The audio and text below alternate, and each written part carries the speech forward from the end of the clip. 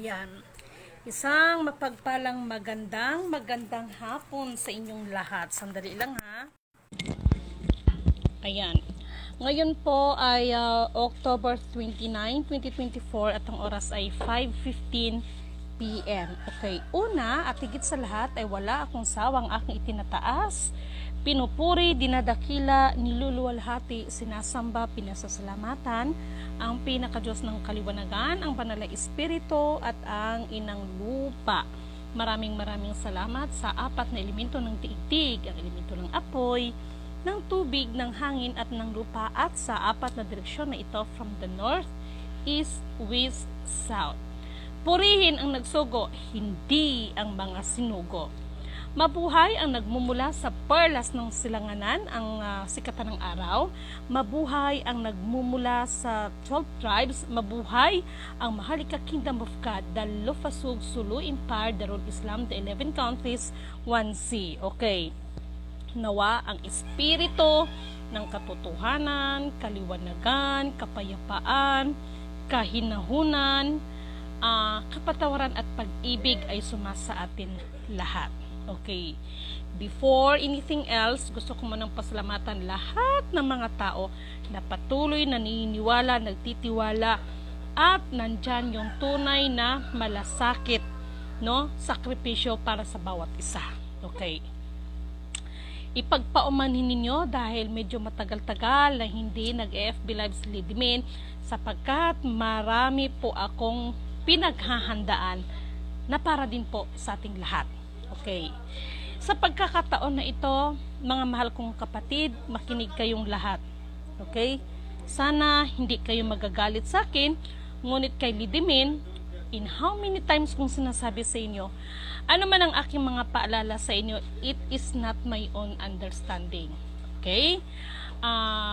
At bago ko ulit makalimutan, pasalamatan natin ang kataas-taasan dahil sa kabila po ng lahat ng mga pangyayari na bago pa nangyari ang lahat, tayo po ay nagbigay sa atin ng mga kapatid ng paalala bago nangyari yung mga pangyayari na yan, yung bagyong si Christine, no?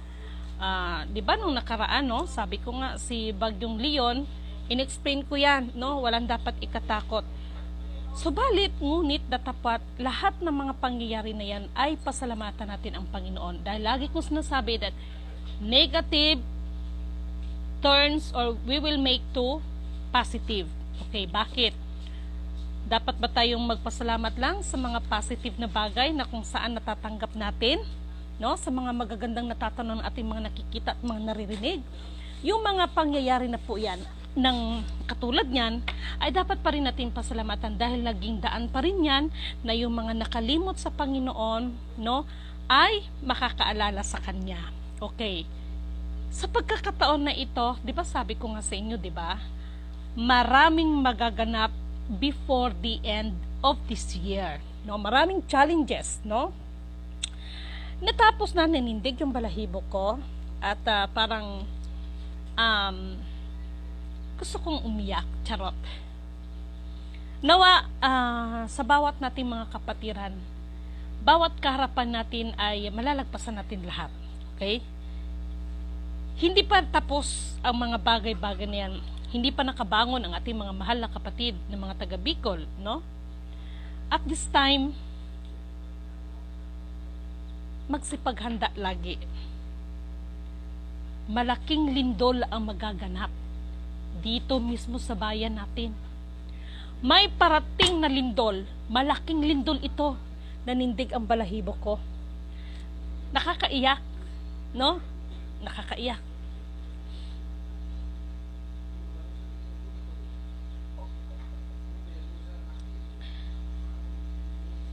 Pagsikapan ninyo, no, na sa kabila ng mga pangyayari ay hindi kayo manlamig, no? Hindi kayo mawala ng pag-asa. Magsipaghanda ang lahat dahil may malaking pararating na lindol dito yan mismo sa ating bayan. No? Let's shake it and let's see who is rattle and roll. Let's shake it and let's shape the word. Yang mga bagay na yan, kailangan maganap yan. Upang sa ganon, ito'y bahagi ng paglilinis sa bawat isa sa atin. Para sa ating pamahalaan, hanggang kailan maging mapagkunwari ang mga mukha ninyo? Hanggang kailan? Ang nakakaawa kasi dito, yung iba natin mga kapatid na mga inosente. Pero sige lang, katulad ng sinasabi ko, magsipaghanda ang lahat dahil may paparating na malakas na lindol. Dito mismo yan sa ating bayan. Katulad ng sinasabi ko sa inyo, hindi basta-basta magbibigay ng mensahe si Lidimin sa inyo with my own understanding lamang. Kasi mahilig ang tao ng see is to believe, no? Mahilig ang tao ng see is to believe. Ihanda ninyo ang inyong mga sarili. Okay? Ihanda ninyo. Sapagkat yang lindol na yan, pero hindi pa yan ang the big one, ha? Hindi pa yan. Dito yan mismo sa ating bayan. Sa bayan na kung saan naturingan na pinili ng Diyos. Ngunit ito ang pinaka-worst na bayan. Bagamat ito ang bayan ng pinili ng Diyos. Bakit pinaka-worst? Dahil yan sa mga namumuno sa atin. Ha? Uulitin ko. Yes, ang bayan natin ang pinili ng Diyos, ngunit ito ang pinaka-worst, no? Ito ang pinaka-worst na bayan dahil ito sa mga namumuno sa atin. Ganun pa man, dito ang nagkaroon ng kaguluhan, no? Sa totoo lang, kung nagkagulo ang ibang bansa, mas lalong nagkaroon ng kaguluhan dito sa atin. Pero kung saan yung kaguluhan, nandoon ang katagumpayan. No? Sana mga mahal kong kapatid ay naunawaan ninyo ang ibig ko. At itong pagdating ng first quarter, no, ng 2025, ayan ha, mas lalong maraming magaganap. At tandaan ninyo itong sinasabi ko, dahil ang mga tao na mayayabang mahilig sa see is to believe. Bakit? Ang tingin nila kasi sa iba, maliliit at walang magagawa. Dahil nandyan sila sa kanilang mga posisyon. Meron akong ibabahagi sa inyo. Ito'y makikita sa Jeremiah chapter 16 verse 15.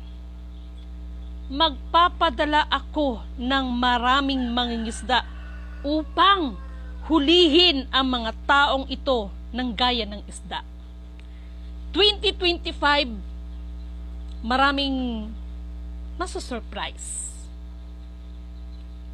Maraming nagrireklamo na ito, na-scam sila, ako nga, sasabihin pa ng kung ano mga ano, pero doon tayo 2025, no? 2025, maraming magaganap na hulihan.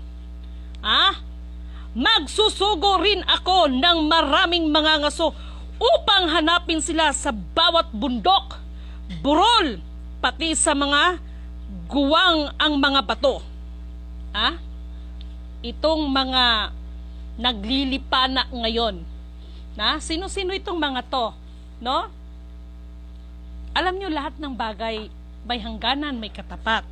Number 17, nakikita ko ang lahat ng ginagawa nila. Walang anumang maitatago sa akin. Walang anumang maitatago sa akin ang kanilang mga kasalanan. Marami. Ginamit ang pangalan ng Diyos. Ginamit ang salita ng Diyos. Magbabayad sila ng makalawang beses sa kanilang makasalanan at kasamaan sapagkat nilapastangan nila ang aking lupain sa pamamagitan ng pagsamba sa mga Diyos-Diyosan na walang buhay at kasuklam-suklam na gawain. Ano yung pinag-uusapan na Diyos-Diyosan? Maging itong mga kagahaman sa kapangyarihan, kagahaman sa mga kayamanan, maituturing na yan ay Diyos-Diyosan. No? Mga kasuklam-suklam na gawain. Ano itong mga kasuklam-suklam na mga gawain? Didiretsahin ko na kayo. Kayong mga mapagpanggap. Ako si ako at ako ay si ako nga. Lahat kayo ay mapapahiya at luluhod sa nag-iisang Alpha, Power, Omega. At kahit kailan, hindi maaaring pumantay ang nilalang ng Diyos bilang siya na naglalang sa atin. Purihin ang nagsugo, hindi ang mga sinugo.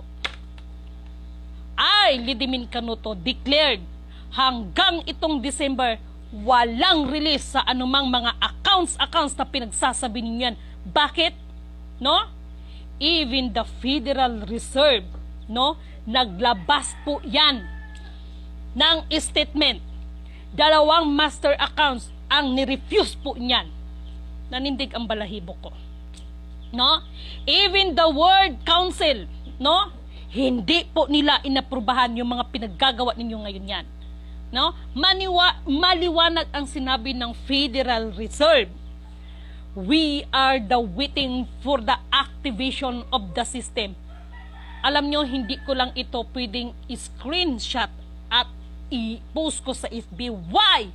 Marami na naman ang magsi-self-proclaim. At speaking of self-proclaim or proclaim, ito yung napag-usapan namin ni Master kaganina, no?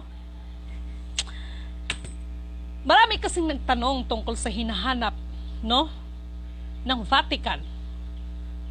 Ito, kailangan natin i-reveal dito.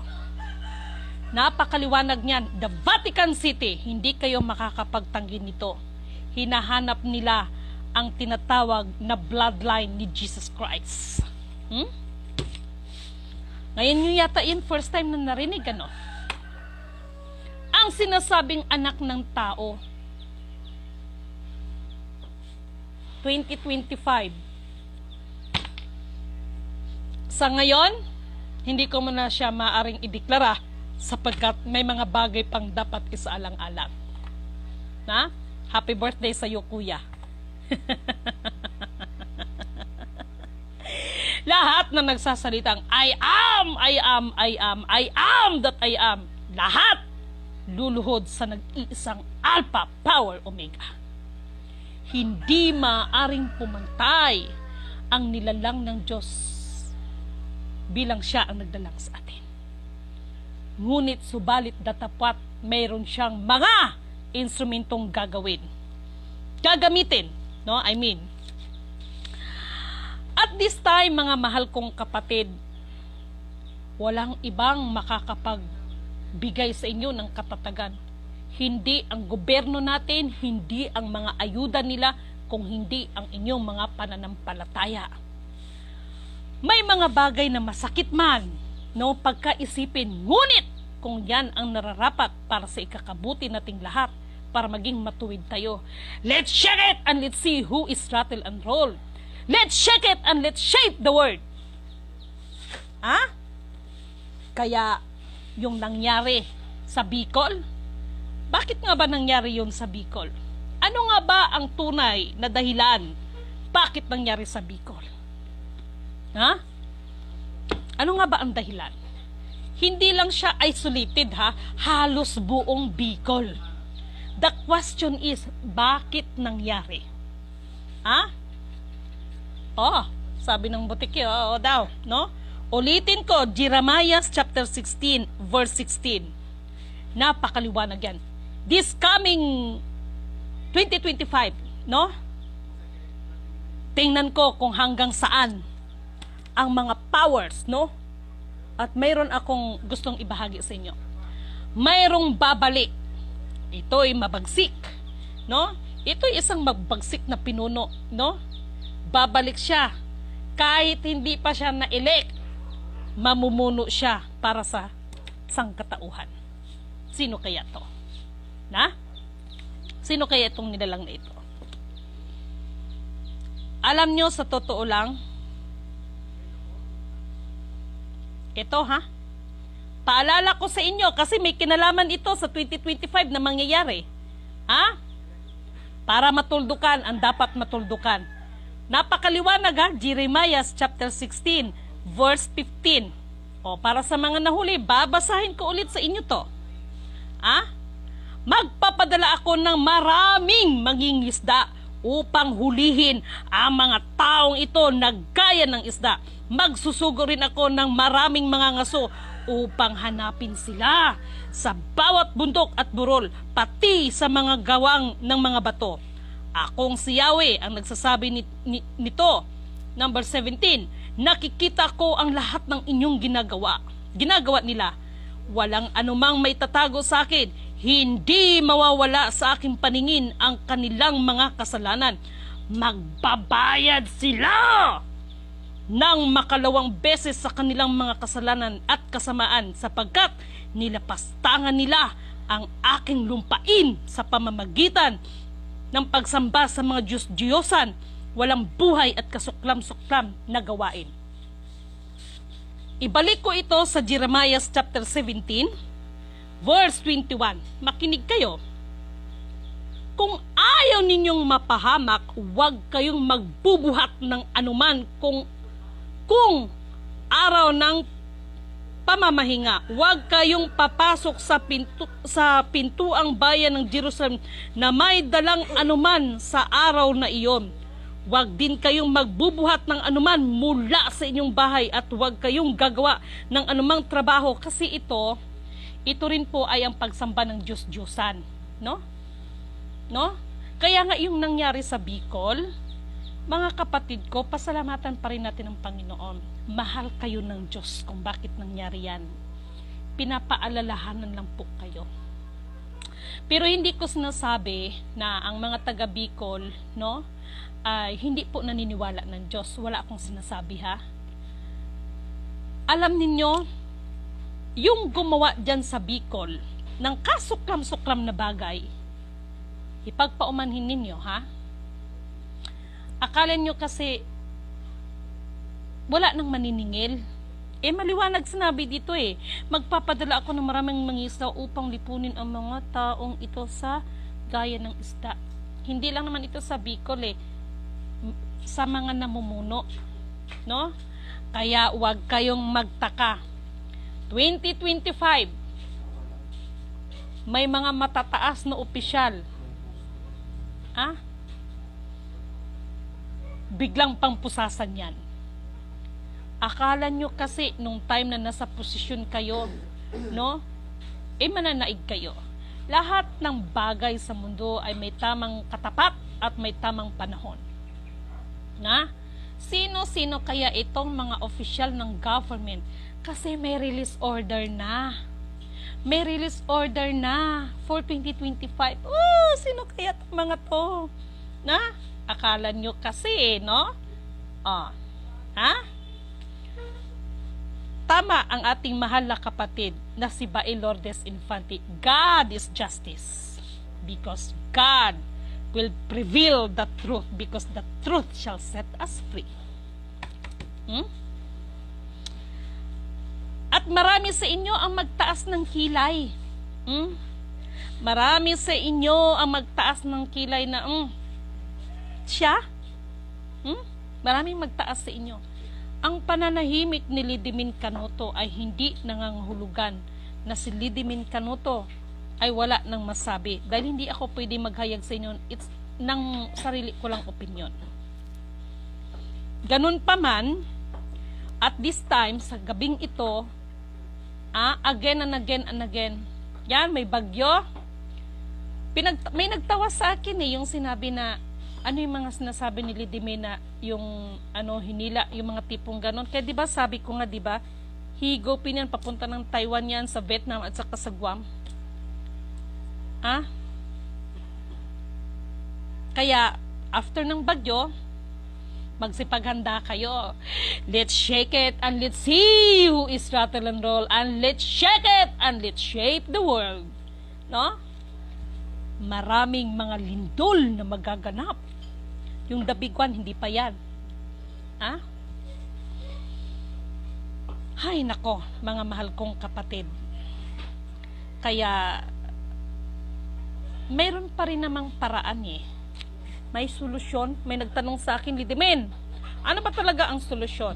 Para sa akin, ang solusyon, wala dapat isolusyon dyan. Kung hindi, isuko natin kung anong ang dapat natin isuko sa Panginoon. Yung mga bagay na kasuklam-suklam sa paningin ng Panginoon, magbago-bago na kayo. Itong gobyerno natin, no? Hindi ko naman nila lahat, pero alam niyo, ang katotohanan is katotohanan. Yung mga mapagkunwari dyan, lalabas din ang katotohanan. Sabi ko nga sa inyo, magugulat kayo. Sino kaya ito na mga isa sa mga namumuno sa ating pamahalaan 2025? Surprise! Sino kaya ito? No? Sino kaya itong mga opisyal na ito ang mapupusasan? Ngunit, subalit tatapat, huwag kayong magpakasigurado. No? Ilan kaya itong nasa kasalukuyang administrasyon ang mapabilang, no? Mapabilang sa mga candidate for 2025. Sino-sino kaya itong mga to? Alam nyo, napakaliwanag, batasan ng Diyos ang nito eh, hindi to batas ng tao eh. Maliwanag sinabi dyan, no? Magpapadala ko ng maraming mangingisda upang hulihin ang mga taong ito na gaya ng isda. Magsusugo rin ako ng mga maraming mga ngaso upang hanapin sila sa bawat bundok at burol, pati ang mga gawang ng mga bato. Akong si Yahweh ang nagsasabi nito, na? Kala nyo makakaligtas kayo Kaya doon sa mga naaapi, no? Wag kayong wala ng pag-asa, no? Wag kayong mawala ng pag-asa. But this time, my bottom line is, wala akong release sa mga heritage account na yan. 2020, itong katapusan ng December, wala po talagang release, no? Wala ho talagang release. Nakalagay kasi no? Even the federal, no? Even the federal court ay hindi yan inaprubahan yung mga ngayon dahil nung September 12, dahil ito ngayon sinasabi ko that nagkaroon ng mga problema. Ngunit subalit datapwat, ang mga tunay na lingkod at tapat ay ipaghahanda niya yan. Alam naman idadamay ni Lord yan, no? Kayo talaga, no? So, mga mahal kong mga kapatid, magsipaghanda kayo lalo na yung may mga maliliit na bata. Magsipaghanda kayo kay iba't ibang mga malalakas na lindol, no? Ang magaganap sa iba't ibang panig ng mundo, lalo na sa atin, na? Marami, before the end of this year, no? Pero dapat pa rin tayo magpasalamat dahil blessings yan, no? Blessings yan sa atin. Why? After ng mga kaguluhan na yan, mapagtagumpayan natin yan, ay blessings pa rin sa atin yan. Okay? Ang kailangan lang natin ay magbago-bago naman kayo ng konti, no? Kung may mga konsensya pa kayo sa mga sarili niyo, kung naaawa kayo sa mga kaluluwa ninyo, no? At sa totoo lang, ang anak ng tao talagang hindi na mapapigilan yan, no? Sabi ko nga sa inyo, sino itong anak ng tao? Bloodline to ni Jesus Christ, no? Itong anak ng tao na sinasabi na lilitaw. Yung iba kung ano mga pinagagawa ninyo, pastilan, Ginoo, no? Yung sinasabing anak ng tao nalilitaw, ka-bloodline ni Jesus Christ yan. Huwag nga kayong mga assuming yung iba dyan, no? Ganun lang kasimple yun, no? Kaya this time, ayan, kain tayo. Hinainan ako ng nilagang saging with matching. Ayan. Ano ang tawag nito? Bagoong. Hindi. Bagoong ba to? Hindi naman to isda. Sa Tagalog. Bagoong sa Bisya. No, mga mahal kong kapatid, no? At maraming magaganap. Magandang gabi po, Ma'am Lidimen. Happy birthday, belated happy birthday, Ma'am Ardian, no? Pasensya na sa iba natin mga mahal kapatiran dahil kagahapon talagang loaded talaga ang aking katawan dahil sa sobrang pagod, no? Sa sobrang pagod, mga mahal kong kapatid. At sabi ko nga sa inyo, di ba, yung pananahimik ni Lidimin, mayroong ginagawa yan, no? Inihahanda natin yung dapat paghandaan. Hindi ito para sa akin, para din ito sa inyo. At purihin ang nagsugo, hindi ang mga sinugo, sapagkat marami tayong mga kapatid na naligtas, no, nung panahon ng itong si Christine, no? Dahil sa inyong mga panalangin, salamat sa kataas-taasan, dinig ng Diyos ang ating mga panalangin. Wala kasi imposible kay Lord. But itong gabi na ito,